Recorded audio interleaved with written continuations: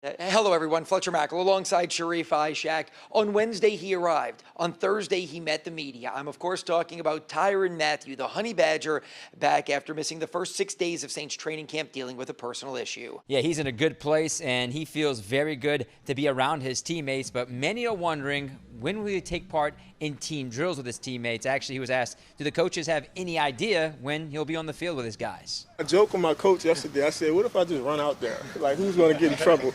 You know what I mean? So we laughed about it. But, those guys are going to take their time. Obviously I'm, still learning the system. I feel like I'm, pretty far along, in the system. So, so like I said, it's all about just getting the body right, getting my feet under me, and not going too fast. Because I think if you go too fast sometimes, bad things can happen. If you can take it slow, you can kind of control the bad things. So that's really where we're at right now with that.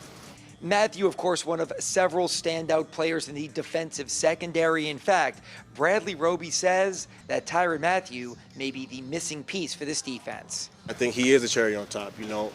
From we've all seen, he makes a lot of plays. One of the top safeties in the league. So anytime you add a guy like that, who's also a good leader, he can't do nothing but help. So I think it's going to be a great addition this year. So it was a much cleaner workout for the Saints Thursday. We didn't see the same dust-up like we saw Wednesday between Trevor Penning and Malcolm Roach. Yeah, those two players got in a fight at practice. Dennis Allen actually kicked them out of the workout, and Dennis Allen had jokes on Thursday morning. That takes a lot of energy to fight, and it's harder to do out there in the heat than it is in here in the air conditioning. So, but I think our guys really, they understand what we have to do and how we have to practice, and I'm sure that's not the only challenge we'll have throughout training camp, but certainly it was better today.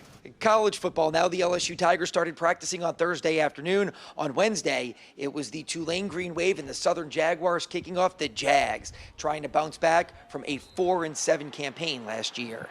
What I want to see is, because the only thing I can remember when I once was here, that Dog Day D, and that's what we need to have to be successful. When we had that Dog Day D, those guys, we were very, very successful. But I do feel the strength is going to be within our defensive line, and that's a good place to have the strength. But then also when you talk about the secondary, I think we got some guys back there that are playmakers, guys that played a lot of football. So I'm very, very excited about the defense. I know I got to go against them every day, but I'm glad I got to go against them during practice rather than at game time. Southeastern also opened up fall practice Wednesday. Nichols will do the same on Friday. For Sharif Ishak, I'm Fletcher Mackel, WDSU News.